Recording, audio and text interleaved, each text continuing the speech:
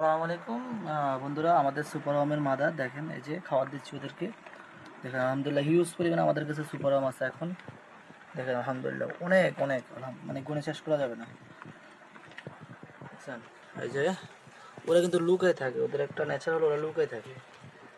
এই যে দেখেন ওরা কিন্তু অনেক লুকায় থাকতে ওরা পছন্দ করে। এখানে আলহামদুলিল্লাহ 1000 মতো শুধু এখানে আপনার মাদার আছে। এগুলো আমরা 2 দিন আগে কালেক্ট করছি আর কি। এখন আলহামদুলিল্লাহ অনেকগুলো এখনো লাল আছে, আবার কালো হয়েছে অনেকগুলো। তো ওদেরকে খাবার দিছি আমরা, এই যে আলু দেখেন, যে ওদের খাবার হলো যে আলু, পেঁপে, মিষ্টি কুমড়া, গাজর, এগুলাই হলো ওদের। আবার আরেকটা দিছি আমরা হলো যে আপনার আমাদের এদিকে চিচিঙ্গা বলে, এটা আর কি সবজি হিসাবে ওদেরকে খেতে দিয়েছে এবং প্রায় খেয়ে ফেলছে। দেখেন